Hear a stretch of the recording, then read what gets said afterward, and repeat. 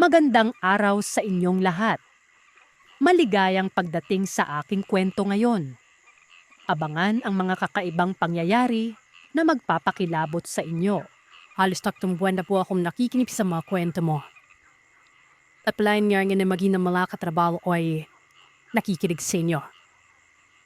Kahit magtatrabaho ako ay nakikinig pa rin ako basta naka-headset.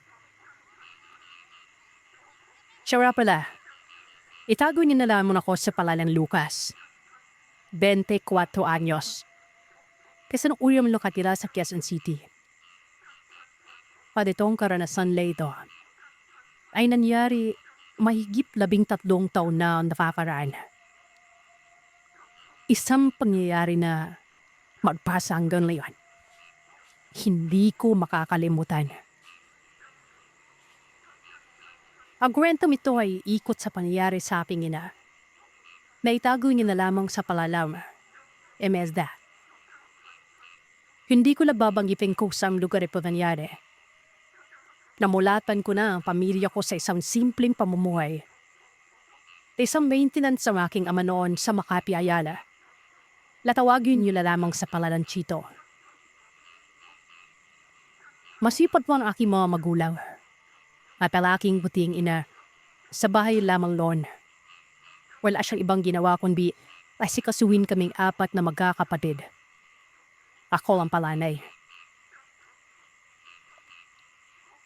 Nag-umpisa ang lahat nung ang aking ina ay nagliklamol sumasakit ang kanyang banakar. 10 taong gulang pa lamang ako nito. 4 na kami magkakapatid sa mga maliliit pa talaga kami noon. Noong una, binadiwan na namang din na kami ng mga kamag-alak namin noon ay padadala sa hirot. Pero habang tumatagal ay parang lumana na halos hirap na siyang makalakad doon. Napapansin ko din na lumalaki ang tiyan ng aking buting ina. Tiyan sister, pida-check up. At ang findings ng doktor ay acute kidney failure. Namamanas na rin ang aking ina noon. Gabi na nang makauwi ang aking ina kasama ng mga piyaing ko. Tanda kong halos pasado 9 na lang makauwi si ganon. Europe na itong mablakad. Dapat talaga i-confine na ang aking ina pero napagpa siya na ang isa kong piyahe na tawagin na lamang po sa palalan Tita Visa. Na mukhang hindi doktor ang kailangan ng aking ina kaya kinabukasan ay nagpatawag sila ng mga gamot. Isa itong hindi pa katandaang lalaki. Hapon yon. Marami ng tao sa bahay na umaanalay sa aking ina. Isalukuyan namang naglalaro ang aking mga kapatid sa labas dyan. May tumutubo na rin parang bukol na may nanas sa mata ang aking ina. Yung mata, hindi ba, ipim sa gitna. Doon tumubo ang parang pigyawat na may nana na maliit po yun. Pasintabi sa mga kumakain. Nung makauwi na ang manggagamot ng hapon ay inanalayan naman ng aking nalakyain na ibalik sa higa ng aking ina.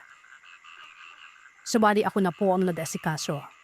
Naglalaba, nagluluto dahil bakasyon naman ng mga panahon na ito. Noong araw din yun, kinagabihan, dun na nangyari ang kahinbik-hinbik na karalasan na hindi ko makakalimutan. Tilog na ang 3 kong kapatid noon. Andising na lamang noon sa bahay ang aking ina na hindi mapakali sa kinahihigaan niya. Sobrang init umano. Magamat, sigurado ako na nakatutok na sa ventilador siya ay nakakaramdam pa rin siya ng matinding init noon. Ako naman, para akong hinihila sa daan para makatulog noon. Bali may kubo sa labas ng bahay namin. Halos kabikiplayin ng bahay namin. Ginawa yan ng aking ama.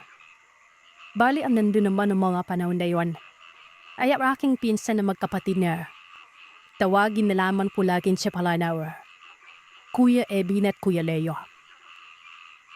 Maski sila, hindi rin sila mapakali dahil sa sobrang init ng gabing yon.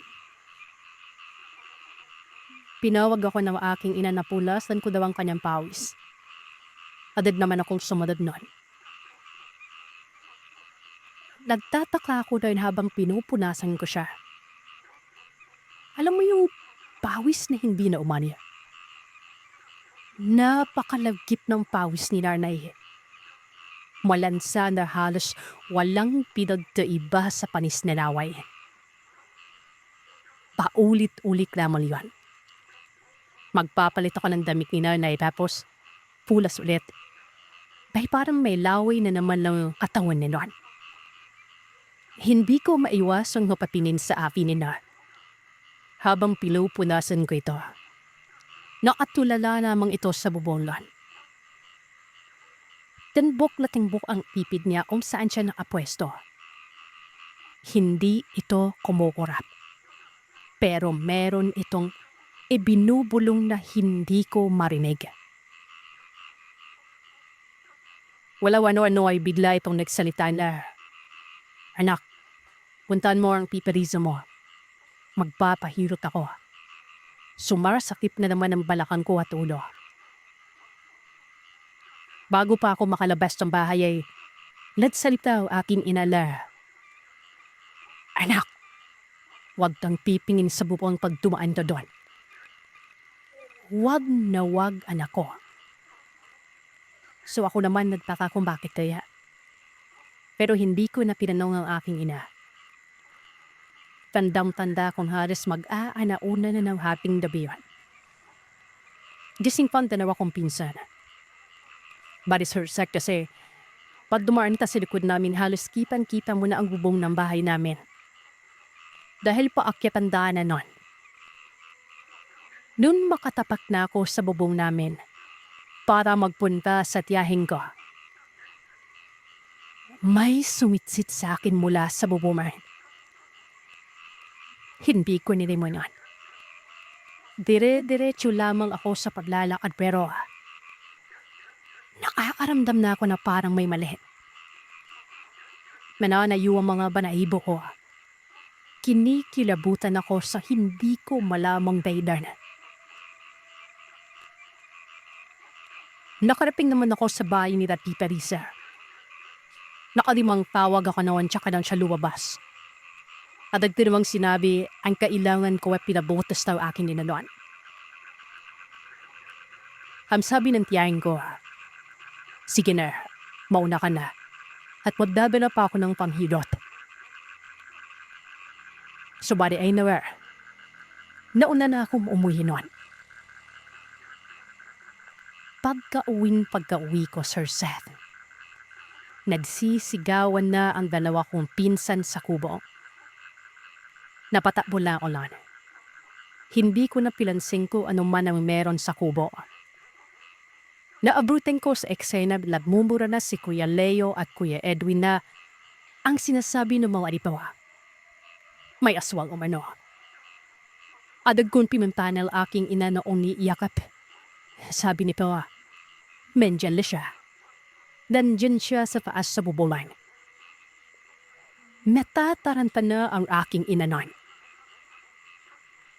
Sabi ng nanay ko sa akin, "Bilis, pagmadaliin mo ang pipalisa mo."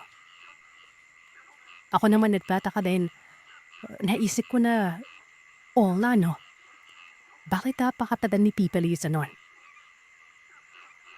Dali-dali akong lumabas, madawep. Nakakaramdam ako ng takot ay nilakasan ko ang loob unoy para sa akin nina. Nabutan ko ang aking tiyay na nakatayo kung saan ang daanan. Nakatapat ito sa bubuan namin noon. Nakatulala ito. Namumutla. Parang nagulat at labigla noon. Hindi gumagalaw si Pipa Liza noon. Adag ko siyang nirapipan na pinawakan siya. Inanong ko siya kung anong ginagawa niya. Pautan-utal naman ang sinabi sa akin na, "Bilisan mo. Pumasok na tayo at may aswal sa bubulan niyo." Agad naman akong napalingon sa bubuan namin. At kitang-kita ko, Sir Zap, ang isang nilalang na Napakakintab ng balat. Nakadapa ito na animoy isang palaka. Naninilaw ang mga mata sa dilim. Payat ito. Mahaba ang daliri. Kuha ko ang tatansya. Hindi ito katangkaran. Mababa lamang ito. Halos itulak na ako ng giyahin ko na magmadali at pumasok nun. Nakasalubong namin si Kuya Leo na dala ang lagay namin ng asin. At halos ibato lahat yon sa may bubungan. Narinig kong tumama ang asin na yon sa bubungan namin. Nagkalampagan ito.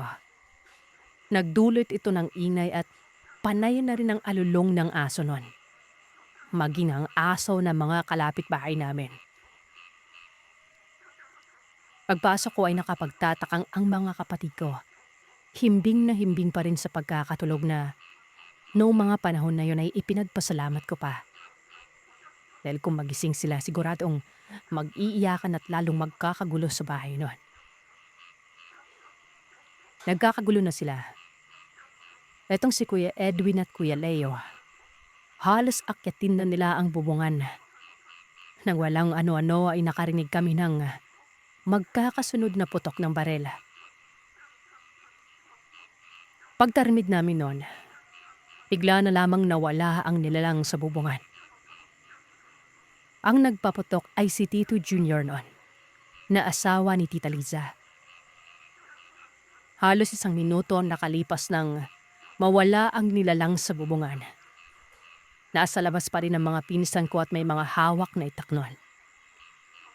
Ganon din ang tiyuhin ko na halos pa ulit-ulit na umiikot sa bahay namin. Pinapailawan ng mga masusukal na puno, maging ang mga kawayan na malapit sa amin noon. Hindi sila mapakalirgawa ng may pumapagaspas sa may kawayanan. At palipat-lipat lamang ito. Maya-maya pa'y habang hinihilot ng Tita Lisa ang aking ina. At ako naman ay nagtitimpla ng kape. Hawak ko ang 2 tasa ng kape ng halos pabundol na ako ng isang nilalang na galing sa labas ng bahay noon. Dire-diretso ito at sumampa sa papag kung saan nakapwesto ang aking ina. Natulala ako dahil yung nilalang na yon, isang napakalaking aso. Kayumanggi ang kulay nito. Nakalaylay ang malapad at mahaba nitong dila, habang ang mga mata naman ay nakatitig nun sa may itaas. Halos kaputian lang ang makikita mo sa mata ng nasabing aso na ito. Hindi talaga ito pangkaraniwan. Bagamat malaking aso, ganun na lamang halos patpati nitong mga binti. Payat ang binti nun pero yung katawan, malaki, nakakatakot. Sumigaw si Tita Lisa noon dahilan para sumugod sa loob ang pinsan at tiyuhin ko. Umangil ang nilalang na ito na halos magtalsikan na ang laway. Galit na halos gusto nang dambahin si Tita Liza noon na nakaharang para protektahan si Mama. Narinig kong sinabi ni Tita Liza mga katagang, lumayas kang hayop ka. Nang makapasok si Tito Junior ay pinaputukan niya ito. Napakabilis ng nilalang na yon. Kumaripas ito palabas at nakita ko na natadyakan pa ito ng pinsan ko. Na medyo nakakatawa kasi sa parte na yun, Sir Seth. Natadyakan niya yung gawa ng nagulat ito. Pero pagkapadyak niya, nadulas pa siya. Sabi ni Kuya Leo nun kay Kuya Edwin na nakapadyak dito sa aso na ito, kung bakit hindi niya tinaga. Ang dahilan naman ni Kuya Edwin ay hindi niya naman umano alam na merong asong lalabas sa bahay na yon. At ang pagkatadyak niya ay 2 pala din ang gulat nun. Dali nga papasok sala si Kuya Edwin sa loob ng bahay lang makasalubong niya ang palabas na asong ito. Muntik pong magtalo ang 2 magkapatid na yon. Kinabukasan, Hari nga, dumating ang manggagamot. Ibang-ibala sinalay na. Talagang malala na. Kain pa sa manggagamot ay matindi ang ginawa sa akin ina. Malaki na ang Charlotte. Halos animoy may mga bato sa loob na. Dahil bukol-bukol ko, piping na nito. Tapos may mga ugat-ugat pa. Yung pipo bigla na namang siyang yumala matapos siyang dalhin sa ospital, Sir Seth. Yung parang namamaanam na noon ang aking ina. Marami siyang sinabi sa akin noon na hindi ko na ipinipalye. Pero para ako napagsakluban ng langit at lupa. Si Patay, wala doon. Siminto ang mga magulang ninalay sa lugar nila sa Quezon. Ang sabi pa ng manggagamot, kahit anong mangyari ay wag na wag muna dadalhin sa ospital ang aking ina. Kinabukasan ay dumating si ama kasama ng mga magulaw at kapatid ni mama. Napakaaliwalas na mukha ni nanay nun. Umiiyak siya sa sobrang saya na may isang bata na nagpapalambing sa Lola Perla. Nandiyan yung hihingi siya ng gatas na gusto yung si Lola ang gagawa. Pinaghihili ni Lola Perla si mama nun.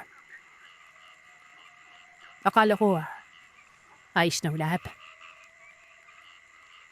Kinadabihan ni nakatinuban ko na ang kwentuhan at pag-uusap nila na magising ako kinabukasan. Napakaaliwanas na umaga. Wala sila amati na. Demin binamilo luwat doon ako. Maging ang mga kapatid ni mama ay wala din nun. Basta, hindi ko maipaliwanag. Umikot ako sa labas pero wala talaga. Malamig ang simoy ng hangin. Dumi na alala ko yung panaginip ko. Si mama. Nakaputi at nakaniti sa akin doon. Sabi pa niya, anak, mabiring na ako. Niyakap ko pa ang nanay ko noon pero sa panaginip lang pala yan. Pag-ikot ko ay nakita ko yung isang puno na malaladas ang mga dawan. Tadbo na ito. May nakikita akong may iiven pang napitira at babagsak na rin sa lupa noon. Dun ay muli kong naalala si Nalay. Maya-maya, dumapin ang tiyuhin kong kapatid ng aking ama. Uniyak ito at niyakap kami.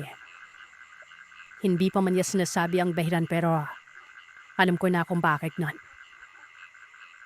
Sa kasamang palad, pumanaw po ang aking ina. Sa ospital ito binawian ng buhay. Mali, hindi po sinunod ng mga magulang ko at mga kahanak na wag siyang dadalhin sa ospital noon. Madagdag ko naman, Sir Seth, na bago lumala ang kalagayan noon na Rocky na. Isang hapon, nagwawalis ako ng mga panahon ito. Doon hindi na masyadong nakakalakad si mama. Walang ano-ano ay biglang may dumating na isang matanda na kung tapan siya'y more na sa ibed si Penpaler. Putol ang kaliwang braso nito. Pinatigil niya ako sa pagwawalis. Dadaan naman na siya. Masakit umanlo sa tela ang tunog ng walis noon. Hinanap niya ang aking ina. Isa daw siya manghihirap.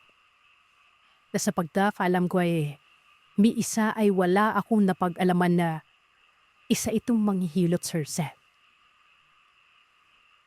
Kahit papano, nakikita ko na ang matanda na ito. Sa katinayan ay usap-usapan ito sa lugar. Bilang bantog na isawaswal. Ang tawag sa kanya sa lugar namin ay siraling konsing. Itong matanda ito na pag nakikita ng mga bata noon ay maladang nagsisipulasan. Maging ako, kami na lang ang pagtataka ko nung sumadya siya sa bahay ng mga panahong yon. Ayon pa sa kanya, sumadya umano sa kanya si Papa noon at nasabi nga ang kalagayan ni ina. At nais niya umano makatulongan. Sa madaling salita ay pinapunta umano siya doon sa utos na binawain ama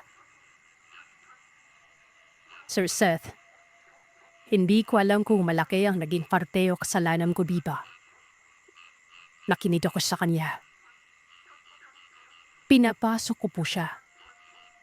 Hinilit niya si Mama at ako na malaypig at patuloy ko ang pagwawalis nun. Na siyang ikingagalit talaga ng matanda nito. Ayon pa sa kanya habang nagwawalis ako ay ipidil ko daw muna yung ginagawa kong yon. Dawa na naguguluhan daw siya. Di ang ginawa ko na lamang ay manpatukan na lamang ako ng aladong panabong na manok ng aking ama. Sinamdar ko ang walis sa gilid ng aming main door sa labas. Nang matapos na ako sa ginagawa ko, wala na akong naririnig na boses na nag-uusap sa loob ng bahay. Sinilik ko ito. Magulat ako nang nakita akong matanda na nagkakamot doon sa loob ng bahay. Wala na ito sa papag kung saan nakapwesta si Mama. Sabi sa akin ng matanda, tanggalin mo ang walis. Dadaan ako. Uuwi na ako. Biglang narinig kong nagsalita si Inana. O Aring Konsing, akala ko ba nakauwi ka na kanina pa? Ang dahilan ng matanda ay hindi daw siya makalabas nun. Muli ay inulip ng matanda sa akin na alisin ang walis tingting na ito. Inalis ko naman ito agad at tadma madaling lumabas sa matandang yon. Hanggang ngayon, ipinatanong ko sa sarili ko. Hindi taya si Aling Konsimam nilalaw na bumisita sa bahay namin nung gabing yon. Bago lumala ang sakit na laki nina. Kasi nakapagtataka, Sir Seth. Matapos na kasing hilutin si Mama, ay doon may ito unti-unting lumala ang sakit niya. Eh diba, alam na alam naman lati mga nakikinig sa mga kwentong maswawa na ang mga ganitong nilalawa ay mahilig sa mga may malulubhang karamdaman. Tawagin niyo na lamang po akong Bubot. Isa sa mga tagapakinig niyo, kasama ang aking ama, na si Rene. Nakahiligan na namin ni Tatay na tuwing mag-agahan, ikaw ang pinapakinggan namin habang nagkakape bago pumunta sa palayan. Nakakabalik kasi ng pagkakabata, ayon kay Tatay, ang mga kwentong ibinabahagi ng mga senders nyo. Kumbaga, para siyang nakikinig sa radyo. Paborito ni Tatay ang mga kwentong aswang. Kahit na hindi lahat naniniwala o mas maraming naniniwala sa karanasan tungkol sa mga multo. Buong-buo ang alam ni Tatay pagdating sa mga ganitong nilalang. Dahil siya mismo, kasama ang namayapa niyang pinsan, ay nakaranas din ng ganito. 65 years old na si Tatay ngayon. Nung nasa kabinataan pa lamang ito, ang kwento niya sa akin, pahirapan daw ang magpunta sa mga bayan-bayan. Swerte na lang kung may-ari kayo ng kalabaw o kabayo na pwede niyong sakyan papunta. Pero kung maglalakad lang kayo, depende sa layo ng baryo. Kulang-kulang, kalahati ng araw ang masasayang nyo sa pagpunta at pagpabalik pa lamang. May mga masasabi din namang shortcut. Pero ito yung mga tipong kailangan mo pang umakyat ng bundok at tumawid doon para lang makasampa sa kabila. Kesa sa umikot ka pa sa gilid na mas matagal at malayo. Si Tatay at ang pinsan nito, ang pinakamatalik na magkaibigan noon sa kanilang magkakamag-anak. Si Tatay kasi, nag-iisang lalaki ito at mula pagkabata, itong pinsan niya natawagin na lang nating Tiloy. Mula sa pagsasaka, pag-akyat ng yog sa kuprahan, at pati na rin pagpuslit ng tuba para itago sa mga magulang nila para makainom. Silang dalawa ang magkakakuntsaba. Kung meron mang napagkakasunduan ng magkakamag-anak nila tatay noon, yun ay ang pagsasabong. Mahilig si Lolo sa mga manok panabong na siyang nakalakihan na ni tatay. At dahil madalas na nandun din si Insan Tiloy niya, halos ituring na rin itong anak na lalaki ni Lolo. At dalawa silang lagi ang pinapabitbit na mga manok panabong sa tuwing may derby sa iba-ibang bayan.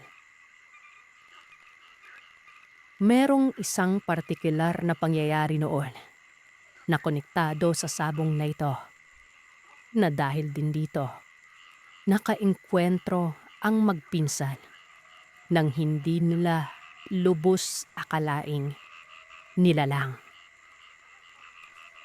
Kasama si Lolo nung pumunta sila sa baryo na ito. Mga 2 hanggang 3 oras yung lakaran, kasama na ang pahinga. Gaya ng sinabi ko, ang lugar na ito ay isa sa mga bayan na nasa kabilang bundok lamang na madadaanan nila, at halos 1 oras mahigit lang ang gugugulin mo kapag dito sila sa bundok na ito dadaan. Kaya naman pagkasikat pa lamang ng araw, bitbit ang mga tari at panabong, nagsimula na silang umakyat dito. Hindi ito ganon katarik dahil maski ako mismo nakaakyat na dito. Meron itong dating kuweba ayon kay tatay, na yung bakas na lang ngayon ay yung mga bato-batong takip at mga damo. Siguro, kapag nahalukay ito, baka makita pa yung kuweba sa loob. Wala naman itong lagusan, pero kapag dumadaan ka daw dito, kailangan mong magtabi-tabi para hindi ka maano. Kita nyo naman, di ba? Dahil sa pagmamahal sa sabong, talagang tatahakin ng lahat. Nakarating sila doon ng mga 7:00 o 8:00 ng umaga, na saktong pasimula pa lamang din ng sabong doon. Gaya ng nakaugalian, ang ring ng sabong ay gawa sa pinaikot na kawayan at may harang na sako at mga maliliit na kahoy. Habang naghihintay, nagpaalam muna sina tatay at si Tiloy na mag-iikot-ikot. Ang pwestuhan kasi ng sabungan, sa gilid lamang din ng pangpang. Dito ito napagdesisyon ng itayo, gawa ng dito rin kasi nakukuha ang kawayan at bakanting lupa ito, na ang alam nila, walang nagmamay-ari. Saglit lang naman silang umikot-ikot, kumbaga nagpahangin, at nang makabalik sila dahil nagsisimula na ang hiyawan na mga manonood, merong nakita ang Insan Tiloy ni tatay na para sa kanya isang jackpot. Sa gilid ng matandang lalaki na katayo, isang dalaga na kaidaran lang din nila. Maikaputian ito. Sobrang linis tingnan. Kulot ang mga buhok niya. Kahit si tatay nun, nadandahan sa babaeng ito. Pero ang tinamaan daw talaga nun, yung pinsan niya.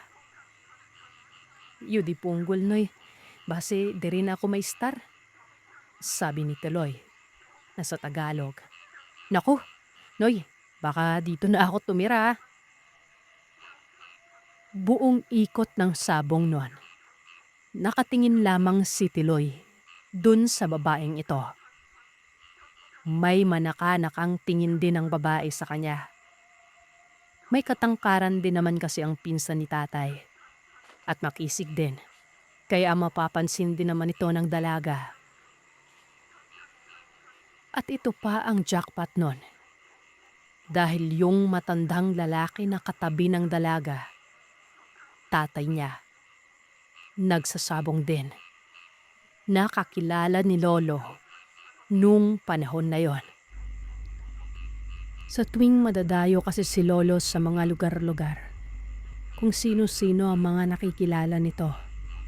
At madalas dito sa lalaking ito, napapadaan si Lolo. Kumbaga, mas naging close sila. Nakilala nila ang babae sa pangalang Leonelia. Nining ang palayaw nito. Matapos ang sabong, dumiretso sila sa bahay. Sa katabing baryo lang nakatira si Nining. At kagaya nila Lolo, nakikipagsabong lang din sila kung saan-saan. Simple lamang ang bahay nito. May malapad na bakuran na may mangga, may taniman ng gulay, at syempre, isang malapad na kulungan ng mga panabong niya. Mabait ang mag-ama, kahit ang asawa nito, nagpakapipa sa kanila. Pero itong si Tiloy, ang kausap buong tambay namin doon, si Nining. Samantalang sina tatay at lolo, umiikot-ikot doon sa mga panabong at iniisa-isa tingnan ang mga ito. Inabot sila ng mga 4:00 ng hapon noon at mga kalahating oras pa ang gugugulin nila bago makalipat doon sa unang baryo na pinuntahan nila para magsabong at umakyat ng bundok. Ito ang kauna-unahang pagkakataon na nakauwi ang magpinsan na maghahapon na. Wala pa silang dalang gasera o kung ano. Pero dahil na din sa tatawid naman sila sa bundok, kampante sila. Yun nga lang, ang sabi ni Lolo sa kanila, hindi sila tatawid ng bundok, kundi iikot na lamang sila sa gilid.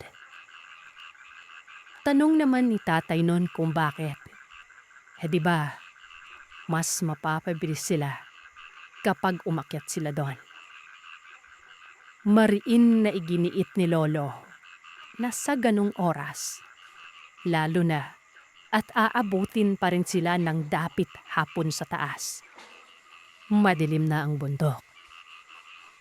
Bukod sa pwede silang maligaw, iniiwasan talaga ang bundok na ito ng mga tao. Walang umaakyat doon pag sumasapit ang dilim.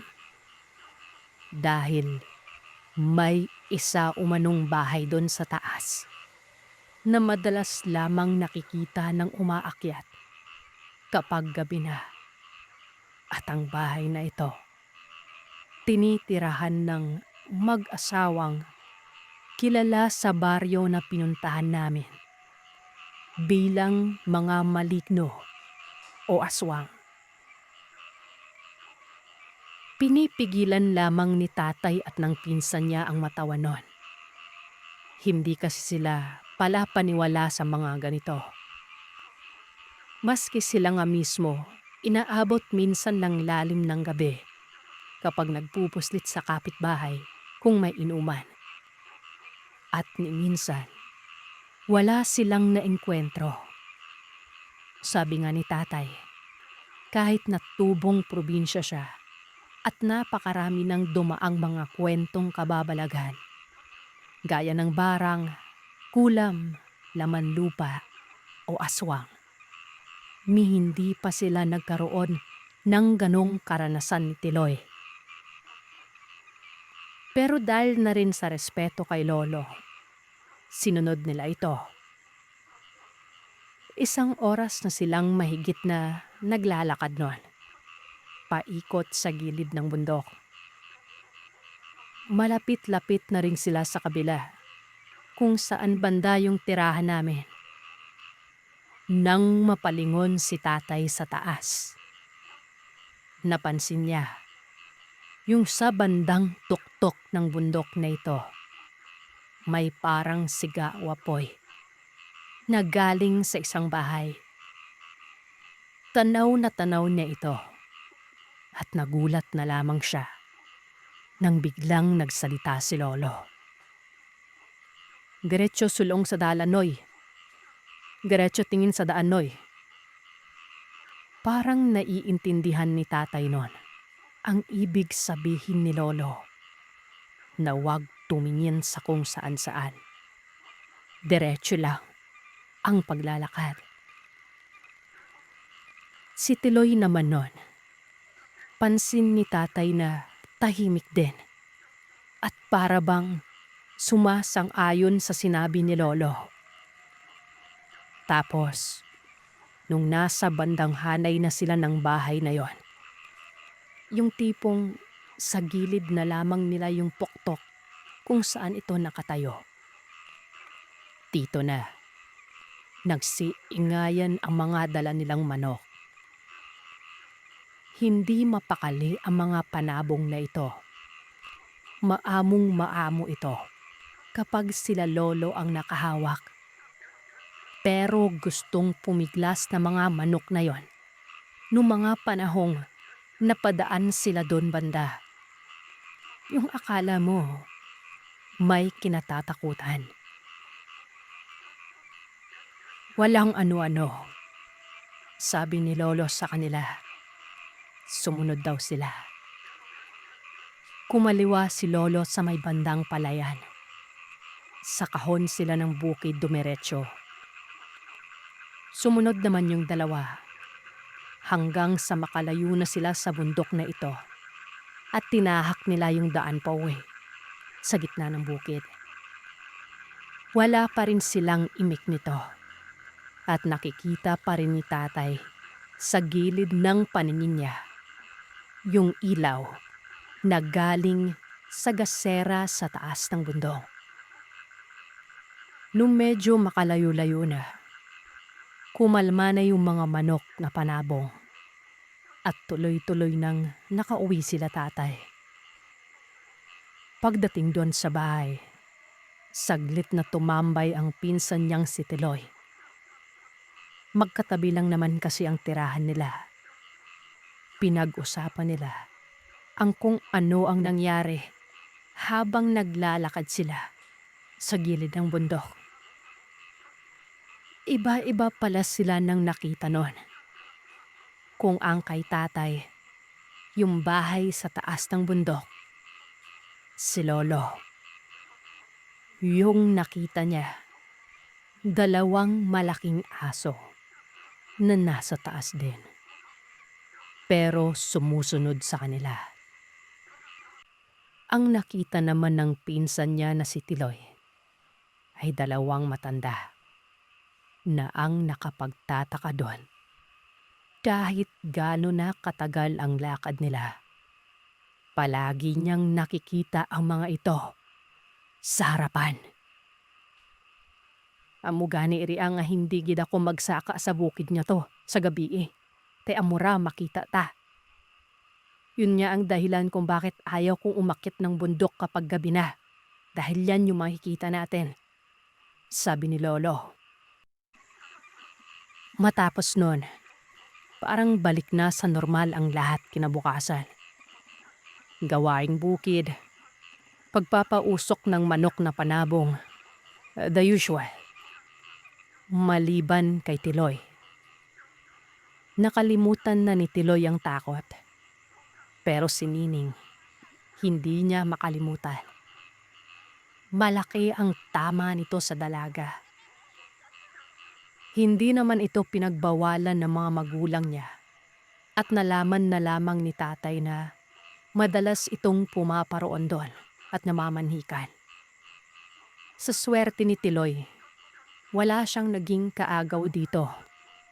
Pero syempre, sabi nga ni tatay, hindi ganon kadali ang pandiligaw noon.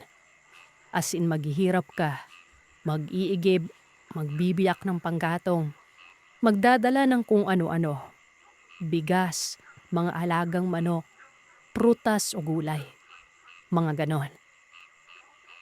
Tsaka hindi siya katulad ngayon na agad-agad kang sasagutin. Kasi dati daw, yung matamis na oo ng isang babae, parang hindi na pinapatagal. Pagkatapos sumagot, yung susunod na plano, kasal na. Naging maayos ang pamamanhikan ng pinsan na ito ni tatay. Basta ang laging pinapaalala sa kanya, maagang aalis at maagang uuwi. Pero ilang buwan lang ang nakalipas. Tila bang nakalimutan na ata ni tatay at ng pinsan niyang si Tiloy yung nangyari nung nakipagsabong sila doon. Nung mga panahon na ito, wala si Lolo at ang tatay ni Tiloy. Nagpalipas ang mga ito ng gabi sa gitna ng bukid. Ganun daw talaga dati kapag nagbabantay ka ng mga pananim mo sa gitna. Kailangan mong katulugan doon, lalo na kung dun mo din papahingahin ang mga kalabaw o ginagamit mo sa pang-araro. Malayo-layo din kasi ang gitna na yon. Malayang nagkainuman si tatay at ang pinsan niya, habang si tatay nun, nililinis pa ang mga tari ng manok nila para paghandaan ang mga susunod na sabong.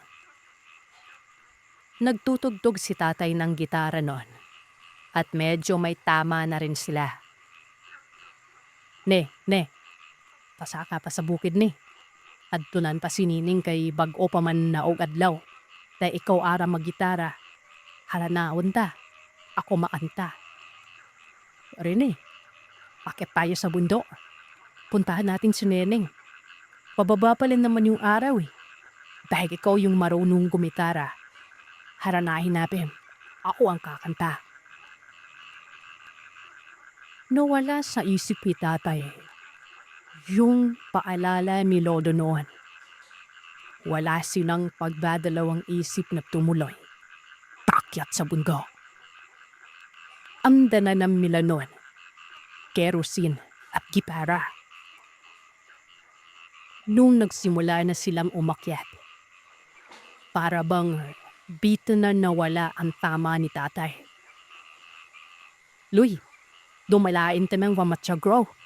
Sumaan pa na ng bisada. Luy, parang iba yung pakiramdam ko. Bukas na nung kaya tayo sa umaga.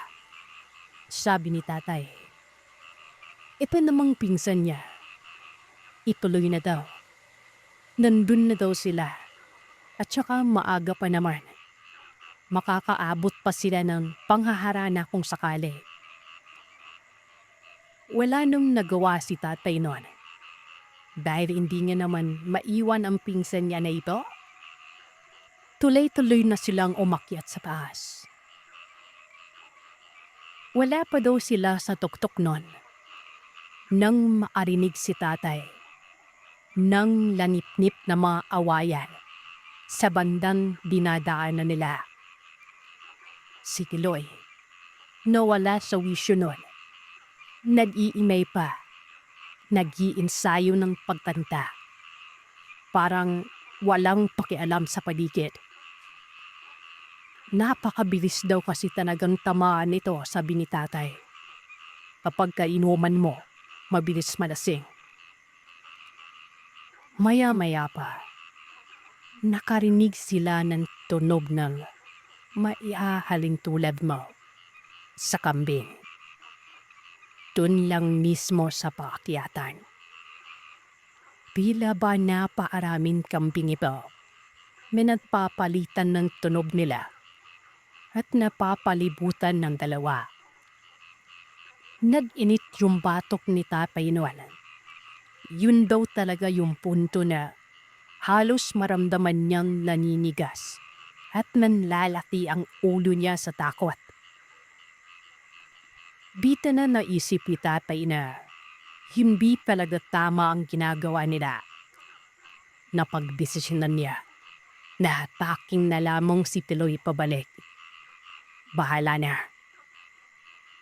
Sa laki ng pinsan niya nito, Naiyapak na ito. Sabay silang humarap dun sa daan o sa trail pabalik kababa. Pero napatigil sila. Paano ba naman? Katulad ng iba sa mga nakaranas ng ganito, isang malaking aso ang nakita nila. Hindi dam yun. Ang aso na ito, nakaupo sa isa sa mga sanga ng puno doon. Binig na binig ni tatay ang gigil nito. Wala silang nagawa nun, kundi takbuhin ang pataas. Sidaw sila ng sigaw. Hindi nga daw alam ni tatay kung paano sila nakaraping ng gano'ng tabilis sa ibabaw. At halos padaos-dos na silang tumakbo sa baba. Pito, lalong yumakas ang angin. Ang ginawa pa ni tatay nun, sinampay niya sa likuran niya ang gitara. Gawa ng nasa likod siya ni Pigoy. At baka mamaya may biglang humablot sa kanya. Bimig na bimig nila sa taas yung napakalakas na waswas ng angin. At ang nakapagtapakabito sa parte lang ng inatakbuhan nila, dun lumalakas ito. Pagduko lang. Yuko lang. Sigaw ng sigaw si tatay nun kay Tiloy. Pagkadaos-dos nila sa baba, agad na tumalon ang dalawa sa kabilang parte ng paanan. Yung palayan kung saan din sila dumaan nung nakaraan. Nasa bandang gitna na sila ng kahon nang napagdesisyonan nilang magpahinga at huminto. Himalang hindi nabitawan ni Tiloy nun yung kerosene na hawak. At ito pa, paglingon nung dalawa doon sa bundok, natanawan na naman nila yung bahay. May ilaw ito. At sa labas, may naaninag silang dalawang nakatayong tao. At ramdam nila na nakatingin ang mga ito sa kanila. Nung malapit na silang makauwi, dun na nagsususuka si Tiloy. Halong kaba at pagkalasing ang dahilan. Nalaman ni Lolo ang ginawa ng dalawa, kaya todo sermon nito. At isa pa, naiwan din kasi ni tatay na nakasindi pa yung denatured alcohol na ginagamit niya sa pandinis ng tari. Di ba, dati pa, parang anak na talaga ng mga tatay-tatay natin ang mga manok nila. Lalo na at mahal din yung tari noon. Hindi din naman magawang sugurin na lamang nila yung kung sino ang nakatira sa taas. Unang-una, binalaan na sila. Pangalawa, wala silang sapat na ebidensya. Pangatlo, wala namang nangyaring masama sa kanila. At pang-apat, wala pang nakakalapit na kahit na sino sa bahay na ito. O kung meron man, pagdating doon sa mismong lugar kung saan ito nakatayo, wala silang nakita. Kaya nga bukod sa aswang, naniniwala din ang iba na baka maligno ang mga nakikita doon. Na maligno sila tatay. Di ba nga, mailap ang bahay na ito. Nagpapakita lang kung kailan gabi na at bukas ang ilaw ng gasera ng bahay na ito. Ang alam ko, hindi nagkatuluyan si Tiloy at Nining dahil iba yung pamilya ng pinsan ni tatay na ito hanggang sa pumaanaw. Kahit nung kabataan ko at kalakasan pa ni tatay, Umaakyat pa rin naman kami sa bundok na ito. Pero hindi na para gawing shortcut. Minsan nangangahoy. Yun nga lang, sinisigurado namin lagi na maaga kaming pumupunta doon. Mahirap na. Baka makita na naman ni tatay yung bahay na nakikita lamang sa gabi.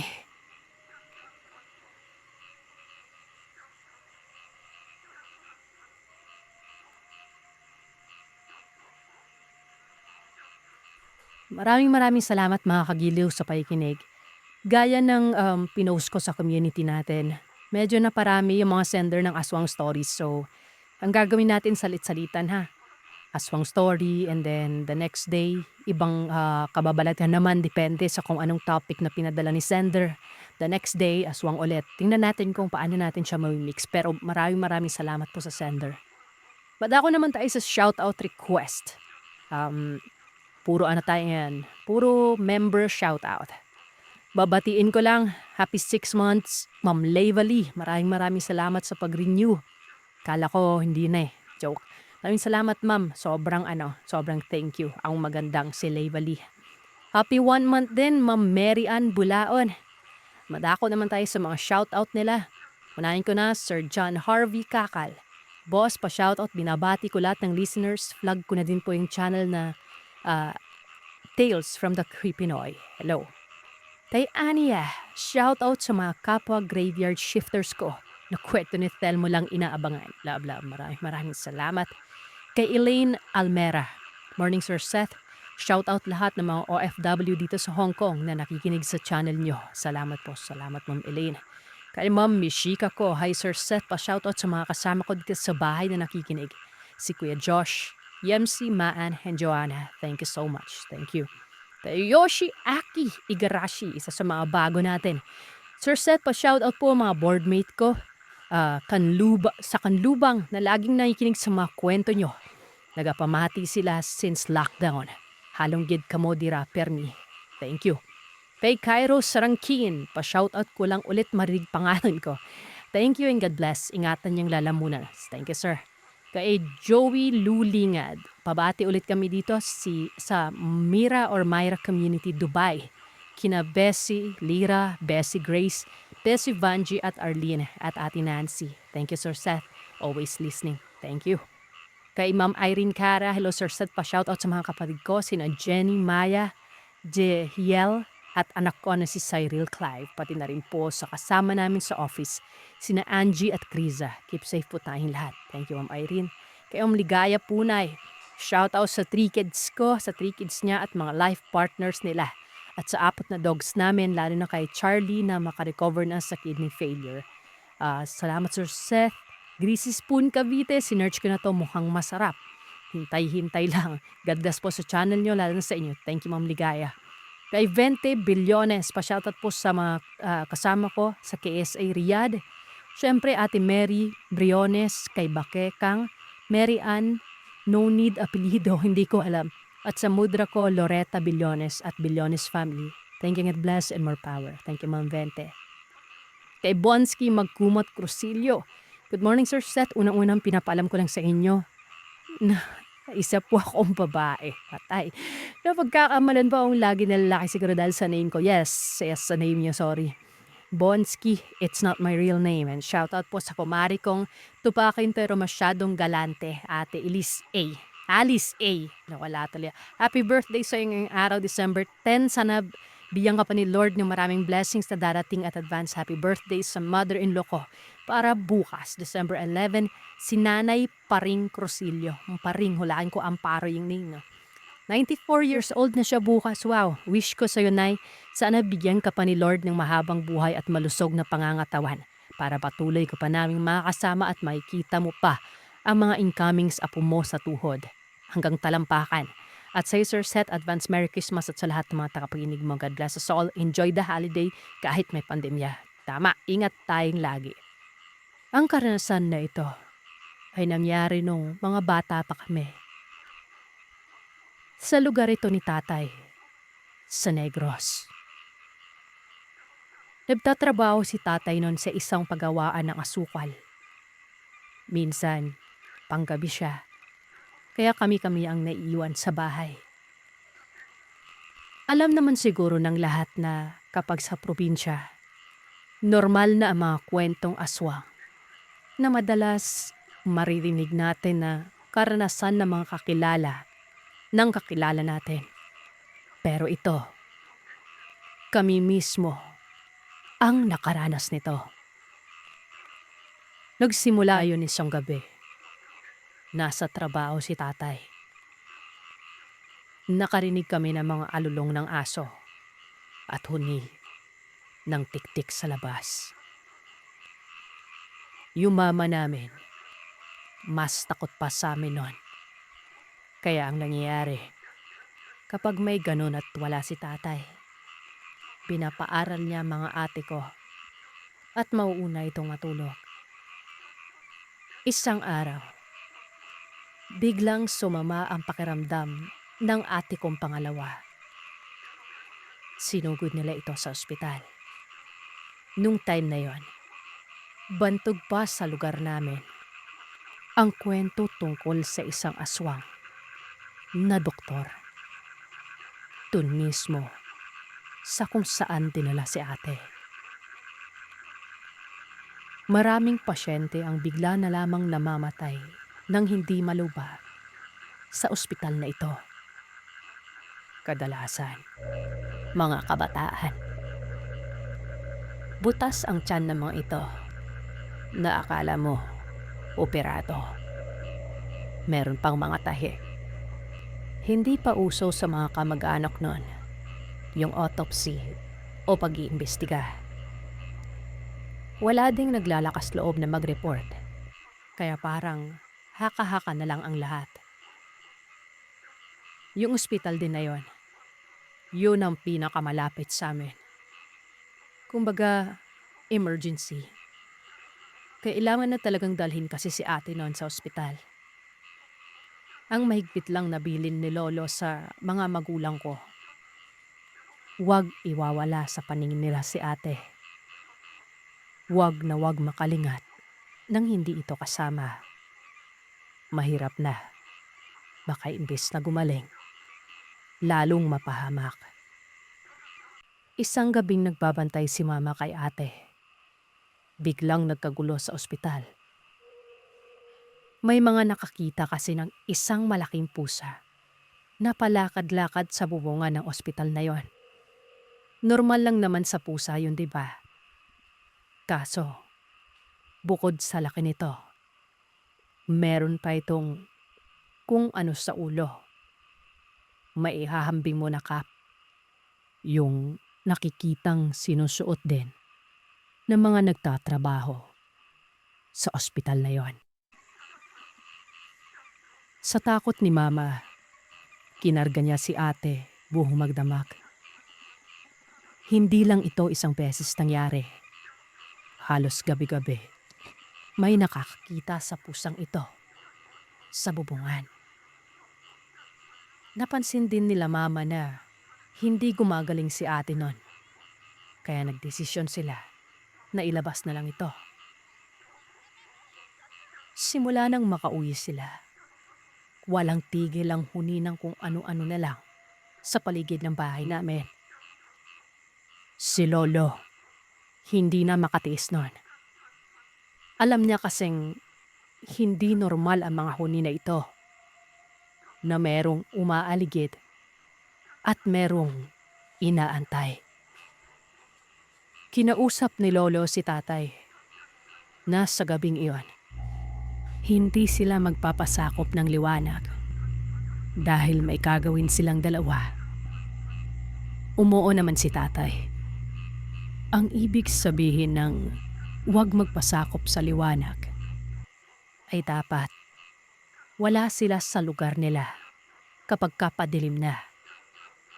Hihintay nilang magsibukasan ang mga ilaw o lampara bago sila bumalik.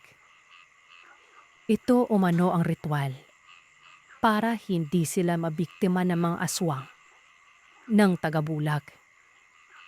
Sa madaling salita, Makikita nila ito sa dilim. Pagdating ng gabi, pinapwesto ni Lolo si tatay sa pinto. Ang bili nito, kahit ano makita niya sa tapat niya, mapaaso o pusa man, basta hindi pamilyar sa kanya at tingin niya ay kakaiba, itakin na niya kaagad. Hindi alam ni Lolo noon na maski si tatay pala, natatakot na rin. Hating gabi, si Lolo nakapwesto sa likod ng bahay. Si tatay, kung saan binilin sa kanya ni Lolo, doon ito na malagi. Hanggang sa makita ni tatay ang isang napakalaking pusa umano. Kulay itim. Naglalakad dito sa pader ng bahay. Imbis na itakin, gaya ng sabi ni Lolo, kumalipas umano ng takbo si tatay at dumiretso sa higaan kung nasaan si ate. Nagtalukbong ito ng kumot. Kaya nagtaka si Lolo noon, gawa ng tahimik kung saan nakapwesto si tatay dapat. Walang kaboses-boses sa pinto. At noong pinuntahan niya ito, wala nga ito doon sa pwesto niya. Nang makita ni Lolo na nakatalukbong lamang ito ng kumot, nagalit ito. Sumunod na gabi, mas lalong hindi tumigil ang huni ng ibon sa paligid. Paikot-ikot sa bahay. Nagsiga sila sa labas. Goma at asin ang nilagay nila. Pero yung huni, tipong nangaasar pa. Parang nangingiliti lang. Sumunod ulit na gabi. Ang sabi ni Lolo, sila na ang magbantay sa loob. Wag na wag daw iwan si ate. Mas makabubuti kung kakargahin at wag na wag ilalapag. Tinawa ulit ni Lolo ang ritual ng hindi pagsakop ng liwanag. Wala ito sa bahay na magsindi ng ilaw ang buong paligid. Nung tuluyan ng magdilim, saka ito nagpakita. Pumwesto ito sa silong kung saan banda nakahiga si ate noon. May dala itong isang dangkal na bagakay na hawak-hawak niya. Pero nilagay niya ito sa bibig niya. At habang nakatingala ito na animoy, may sinisipsip. Sa hindi pag-abot ni Lolo ng liwanag at pagpwesto sa kung saan siya, nagiging panlito ito sa mga alagad ng dilim. Mapagkakamalan nila si Lolo, nakapwa din nila aswang. Walang ano-ano. May tumapik sa likod niya. Babae. Bumulong ito. Akin yan. Kinalaw ni Lolo ang balikat niya na nagpapahiwatig na hindi ito pumapayag. At sinabi nito sa babaeng, hindi. Sa kanya iyon. Sumagot ang babae, hindi. Sa akin yan. At ganon, paulit-ulit ang sinagot ni Lolo sa kanya. Nasa kanya ang bata sa taas ng silong at siya ang sisip-sip nito. Pagkatapos nun, bigla ulit nagsalita ang babae. Hati tayo. Mas nauna ako. Ilang linggo ko nang pinabalik-balikan ito. Pagkasabi nun ng babae, hindi na nakapi si Lolo. Hinablot niya ang buhok ng babaeng ito. Pinulupot sa kamay niya para hindi makawala. Hinila niya ito. Pinasok sa loob ng bahay nila at hinarap sa ate ko. Pinanawayan ni Lolo sa babae ang tiyan na rapi ko. Hayop ka. Sa oras na may mangyari sa apo ko, o hindi ito gumali, babalikan kita, sabi ni Lolo sa kanya. Nataranta ang dinalaw. Hindi niya rin akalaw maanam ang lolo namin sa mga pawantra sa kanya. Bigla itong nawakong pagkagalingin niya si ate at hindi na niya ito babalikan. Naging maayos ang happy kong matapos noon. Pinauwi na rin muna kami ng Iloilo. Magmula noon, wala na kaming balita sa babae. At yung napiraraming kamag-anak sa Negros, iniiwasan na ang ospital na yun.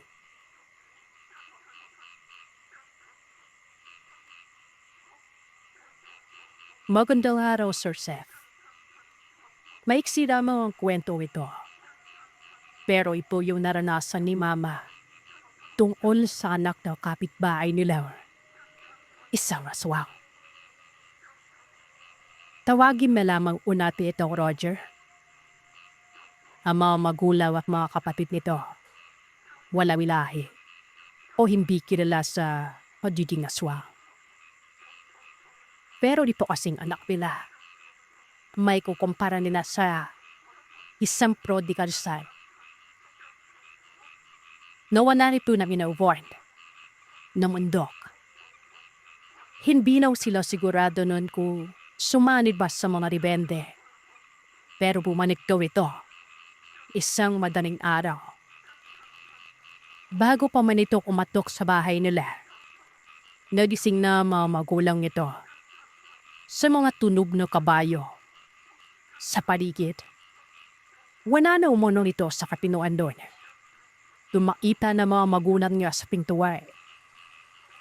Tahimik ito at laging nakapingin sa baba kahit na sino pa o kausap o kaharap. Hulang gabi niya pala sa bahay nila.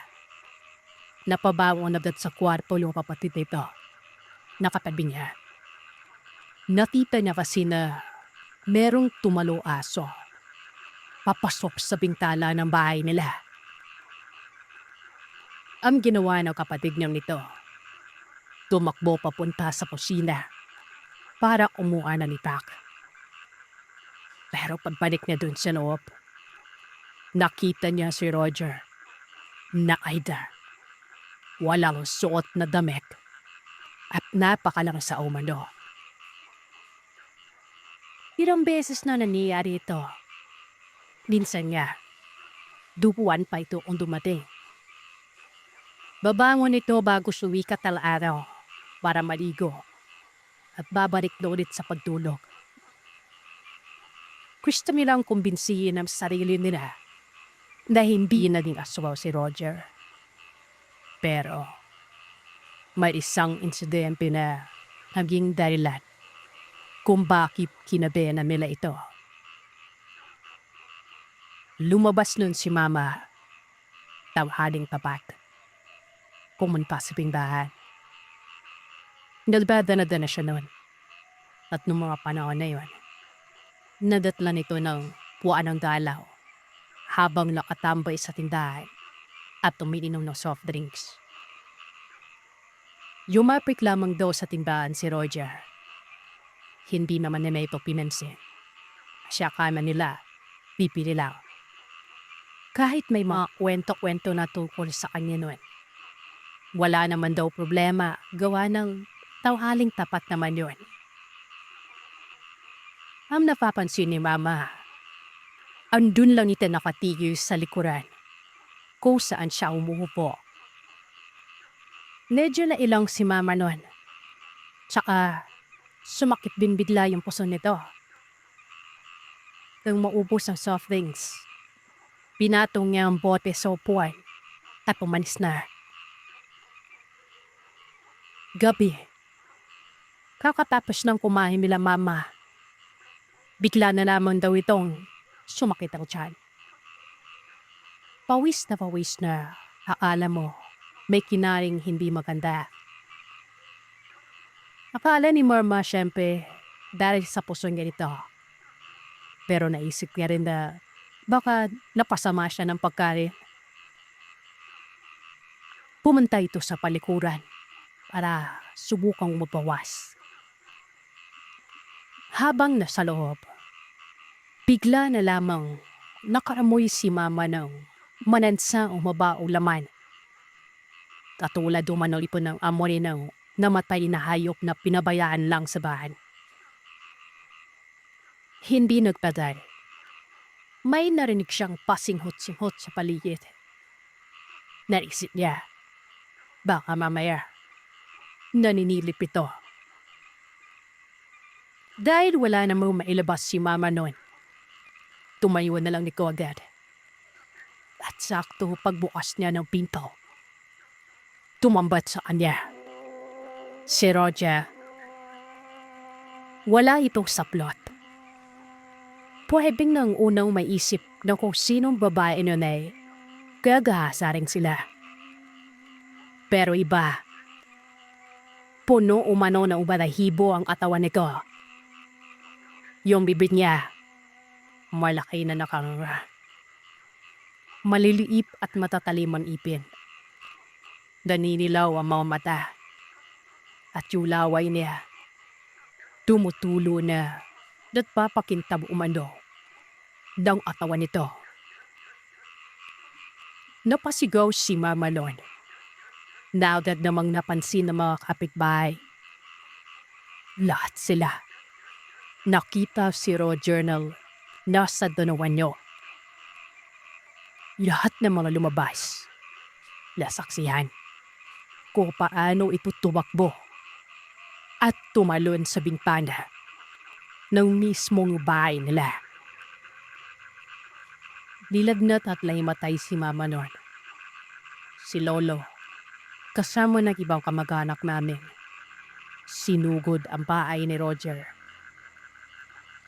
Hindi na daw nalaman ni Mama kung ano ang napag-usapan. Pero hindi naman ito naging rason para magtalamat ang magandang pinginan ng mga magulang niya at ang kapitbahay nila nito.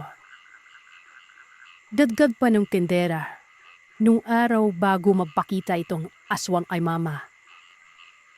Habang nasa tindahan daw ito, napansin niya kaagad na merong mali kay Roger. Naglanaway umano ito sa likod ni Mama.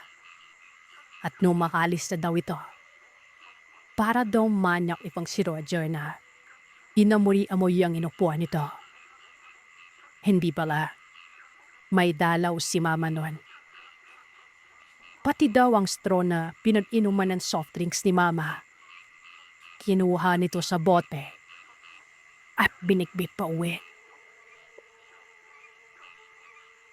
Magmula noon, kinandado nun nila si Roger. Nawalan na ito ng bayot at iniwasan na umano ng mga tao, lalo na mga bata. Kapag nakakawana ito ng tawahali, nakikita na lamang din na itong wanang malay sa damuhan o hindi kaya ay natutulog sa estero. Umalis din si Mama nung taon na yon. Nagtrabaho sa Maynila. Pagbalik niya, wala na si Roger dun sa bahay ng mga mabunang nito. Sabi nila, nakapakas daw ito. Sabi naman ng iba, pinakawanan dahil tumino. Magkaiba man ang rason kung bakit ito nakawala. Iisa na sinabi ng mga napagtanungan ni Mama sa huli. Nung wala na umano ito sa kadena, nagpaalam ito sa mga magulang niya para bumalik sa bundok.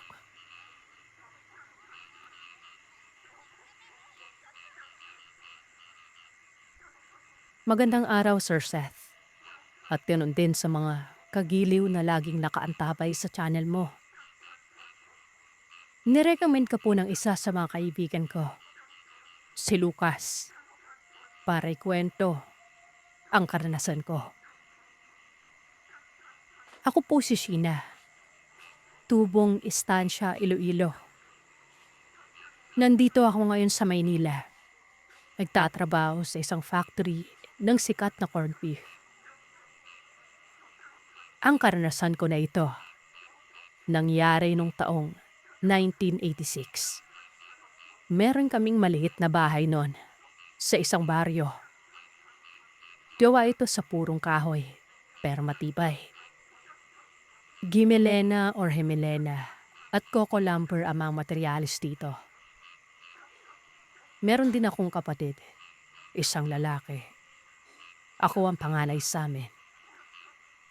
Si Papa, karpintero. Si Mama, sa bahay lang. Mahilig itong mag-garden at nagtitinda ng pananim. Isang araw, inimbitahan kaming magpamilya para pumunta sa isang salo-salo. Kaarawan ng kamag-anak namin sa Dueñas. Wala pang masyadong transportasyon noon. Kailangan mong sumakay ng karosa papunta sa mga malalayong lugar. Yung karosa doon, yun yung kargahan ng mga palay.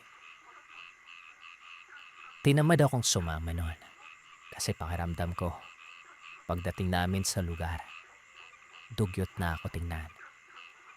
Tsaka isa pa, mas masarap tumambay sa bahay at manood ng drama. Ilang beses akong tinanong ni Mama bago sila umalis kung sigurado ba ako sa desisyon ko na hindi sumama sa kaarawan na iyon. Wala akong pagdadalawang isip na umoo. Sigurado na ako. Basta, nandun yung pakiramdam na tinatamad talaga akong pumayahe. Nung malaman ni Mama na sigurado na ako, ang unang pinaalala niya sa akin, lagi ko raw itabi at wag na wag kong bibitawan ang itak namin, lalo na sa tabi. Sa bahay kasi namin, Sir Telmo, meron kaming tig-iisang itak. Araw-araw itong pinapatalim ni Papa. Pero ang purpose nito, hindi para sa kung saan-saan lang. Ginawa ito para pangdepensa sa mga nilalang na nangbibiktima ng mga tao. Yung mga hayok sa laman loob. Bago sila umalis, biniro pa ako ng bunso namin. Dadalawin umano ako ng mga aswang. Normal na itong panakot sa lugar. Kasi noong mga panahon na yon, marami talagang umaaligid at punteriya. Ang madalas na nag-iisa lang sa tirahan nila.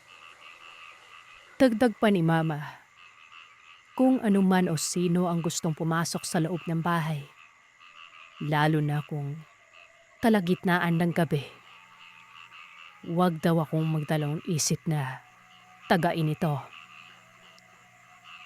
Hindi din kasi sigurado sila Mama kung makakauwi sila agad o magpapabukas na sila ng uwi. 7:00 ng gabi, nakaramdam na ako ng gutom. Dahil wala sila, sobrang tahimik ng paligid at manakanakang puliglig at mga huni ng ibon lang ang maririnig mo. Pumunta ako ng kusina. Nagluto. Tanda ko pang itlog ang niluluto ko nito. Habang nagpapainit ng mantika, nahagip sa gilid ng paningin ko yung palikuran namin, nakatabi lang ng puno ng kaimito. May tao doon. Palipat-lipat ito. Mula sa palikuran namin, papunta sa kaimito. Tapos, pabalik-balik lang ito doon. Nakala mo, nalilito. Hindi ko ito namumukaan. Kaya imposibleng isa sa kapitbahay namin yon. Naisip ko na lang na baka inabutan lamang ng tawag ng kalikasan at nagkataong nakita ang palikuran namin nung napadaan. Wala din namang problema kasi wala namang kaming bakod kaya talagang bukas sa lahat yon. Patuloy itong pasilip-silip, parito at pabalik. Nung mainit ng mantika, isinalang ko na ang itlog. Pampalik ng tingin ko doon. Nawala na yung tao. Hindi ko na lamang din inusisa pa. Baka lang tapos na ito sa pagbabawas niya.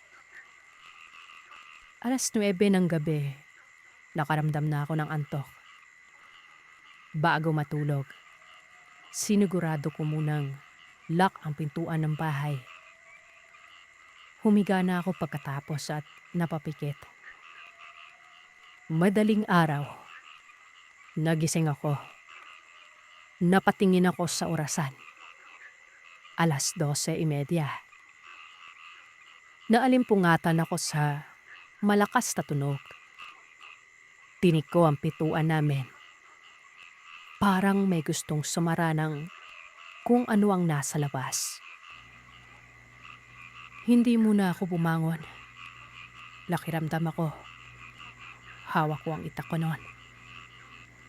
Napabulong na lamang ako ng, ikaw na aswang ka.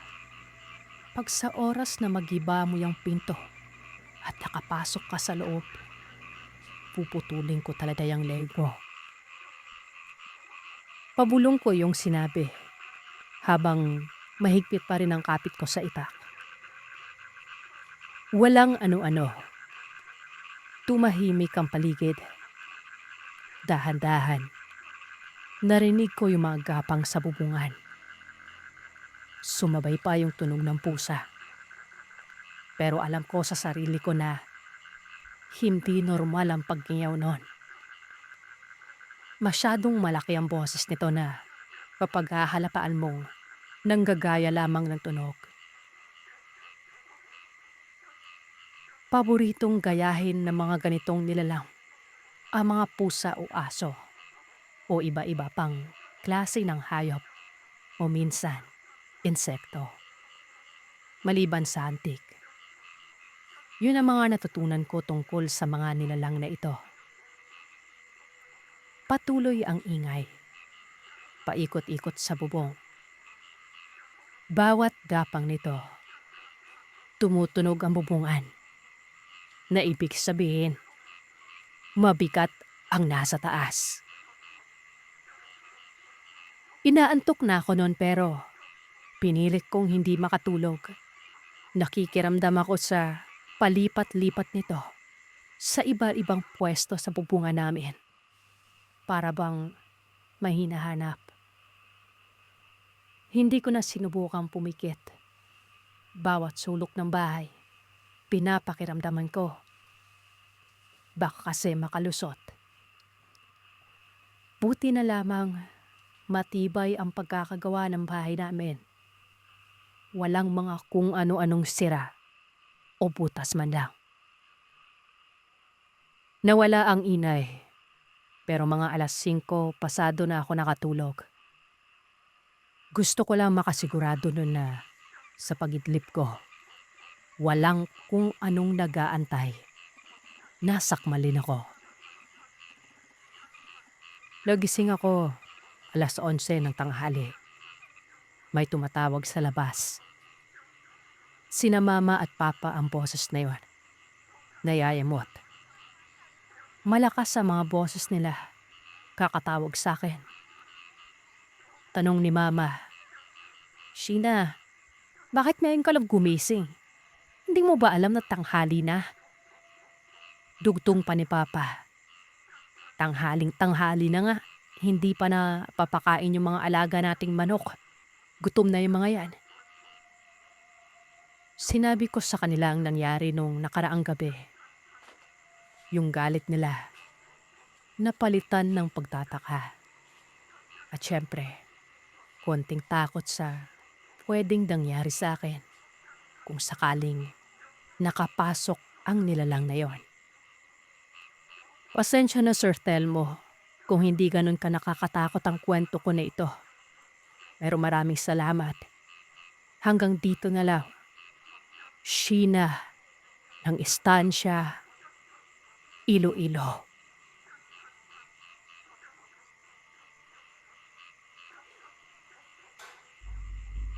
Magandang araw sa iyo, Sir Seth. At sa lahat ng mga kagiliw natin dyan, saan man sulok ng mundo. Ako po yung sender ng mga kwentong Antirona, Palit-Ubod at Uwi. Kung napakinggan nyo ang mga kwentong yan, malamang magiging pamilyar na kayo sa mga tauhan sa kwentong ito. Ang sabi ko nga sa kwentong Uwi, hindi totoo na hindi nantatalo ng kamag-anak o kapitbahay ang mga aswang. Dahil sa kwentong ito, ang biktima, mismong lola ko. Taong 2000, Capiz. Nung panahon na ito, umuwi kami sa Maynila para mag-aral ng high school. Kung napakinggan nyo ang kwentong Uwi, hindi ba nga yung papa ni mama, may karga itong agimat. Kaya naharangan niya ang aswang na gustong dumagit kay mama. Sa kwento namang ito, patay na itong papa niya. Ang naging rason umano, nasaksak ito ng daladala niyang itak. Pero malaki ang hinala ni na mama. Nagawa ito ng isang malayong kamag-anak na isa ding uri ng mataas na aswang at may kaalaman sa hipnotismo.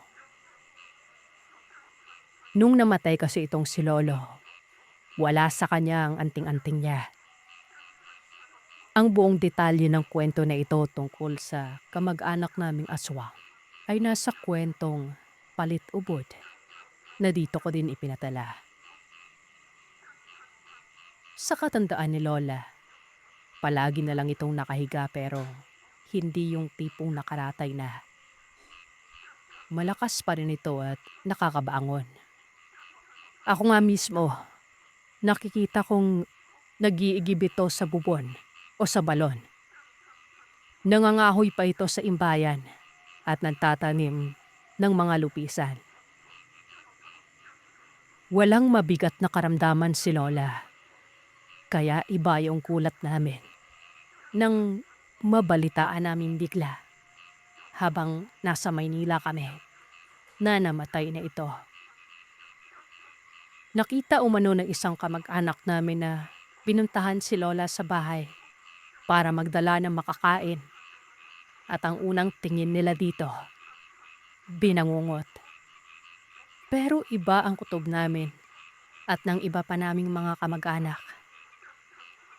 Malakas ang pakiramdam namin noon na hindi ito namatay, kundi may pumatay sa kanya. Ang lugar kasi nila mama na ito, dalawa ang kinatatakutan tanada. Kung hindi rebelde, aswang. Meron ditong uri ng aswang na natampok din sa isang kwento dito. Ang gabunan. Napakalakas daw uri ng aswang ito na kayang mangbiktima kahit na pirikaraw. Si Lola, hindi ito maalam sa kaalaman pagdating sa mga piling-ipin na karunungan. Mas maalam ikaw sa mga karunungan na palakanan. Noong nabubuhay pa si Lola, meron itong nararamdaman at napapansin. Lalo na mag-isa ito sa bahay niya. Yung isang anak pa ni Lola na lalaki na pinakamalapit, hindi nga bin basta-basta nakakasama. May trabaho kasi ito at lingguhan ito kung umuwi. Si mama naman kasama namin sa Maynila, kaya talagang walang kasama si Lola. Madalas si Kuya Jun at si Auntie Rosie ang nakikwentuhan ni Lola tungkol dito. Para makilala niyo ito, sino sila? Si Kuya Jun yung nabahagi ko rin sa kwentong Auntie Rona na dito ko din pinadana sa kwento ni Fenmo. Ang sabi ni Nona, Day, kaya do ako sa mga aswang klase-klase sinang adadabi sina Arab dinapakare.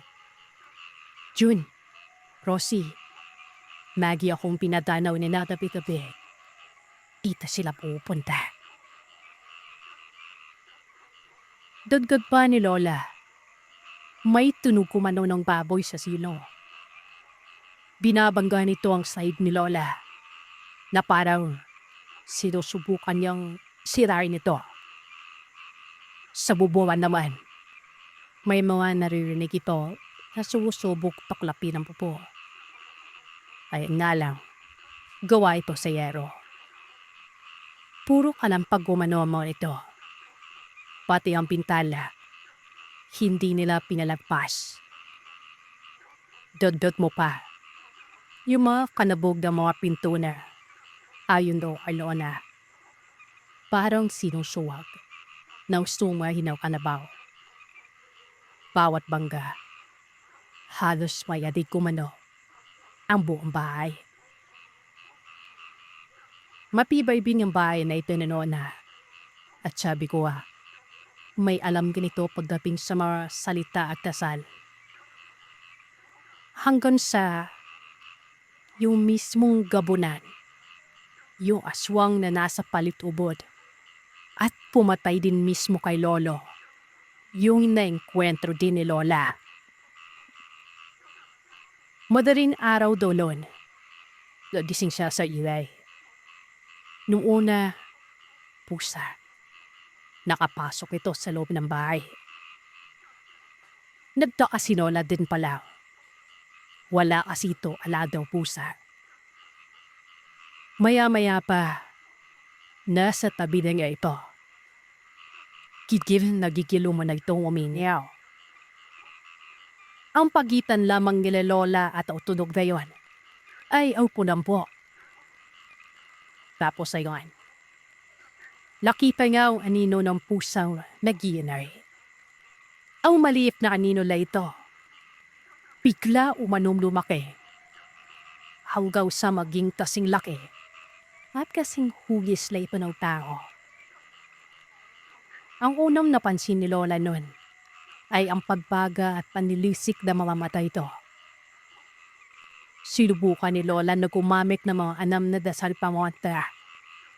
Pero hindi nakana ni Lola na isang gabuna na nakapasok sa bahay niya. Sa mga hindi nakakaalam, mataas na uri na aswang ang gabunan. Ay pitong nasa karanasan ni Lola, maanam bin sa mga orasyon at dasal.